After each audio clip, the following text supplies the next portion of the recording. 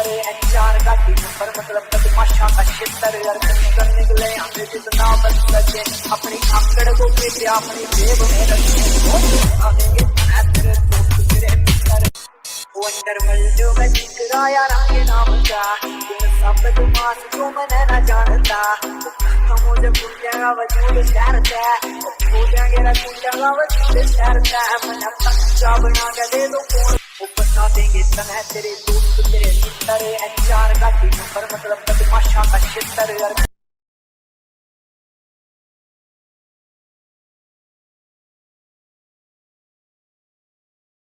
की लगदे जिन्ना फैर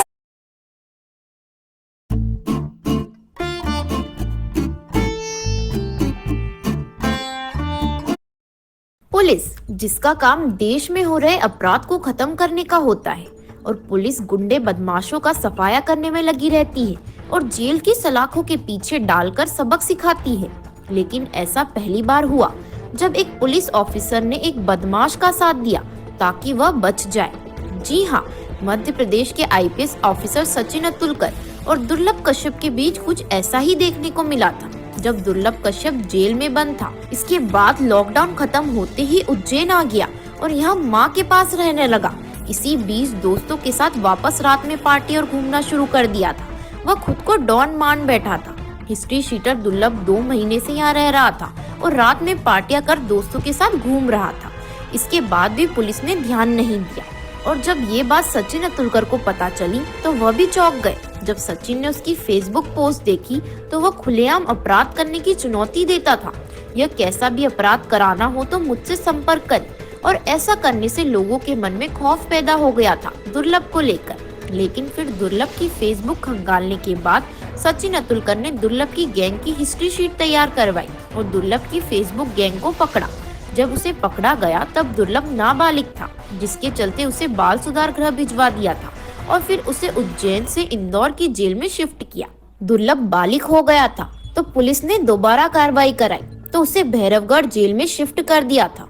लेकिन जेल में जब सचिन अतुलकर से उसकी मुलाकात हुई तो सचिन ने उसे ऐसा कुछ कहा कि जमानत मिलने पर भी डर के मारे दुर्लभ ने 1 साल तक जमानत नहीं करवाई और जेल में ही रह रहा था। दरअसल सचिन अतुलकर ने कहा था कि तू जेल में है तब तक ही सुरक्षित रहेगा, अगर जैसे ही तू बाहर गया तो कोई भी तुझे मार देगा क्योंकि तूने कम उम्र में बहुत दुश्मनी पाल रखी है, इसलिए कोई भी तुझे कभी भी ठोक देगा। और दुर्लभ पर इस बात का असर ऐसा हुआ कि वह सच में जेल से बाहर नहीं आया। फिर जब 2 साल पहले कोरोना का कहर छाया तो लॉकडाउन के चलते सभी गुंडों बदमाशों को छोड़ दिया गया और उस समय दुर्लभ भी जेल से बाहर आया और अपने पापा के पास इंदौर चला गया। दुकानें 11 बजे तक बंद करने का समय निर्धारित था तो भी हेलावाड़ी क्षेत्र में स्थित चाय की दुकान 1:30 बजे के बाद तक भी खुली हुई थी और पुलिस को भी इसकी कोई खबर नहीं थी।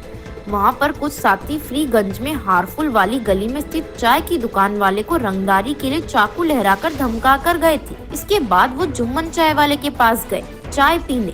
वहां पहुंचे तो चाय की दुकान पर सामने खड़े शहनवाज से कहासुनी के बाद दुर्लभ ने उस पर कट्टे से गोली दाग दी जो युवक की गर्दन के पास लगी और वह गिर गया।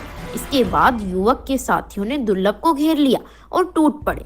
चाकू के 34 वार किए जिससे मौके पर ही दुर्लभ की मौत हो गई।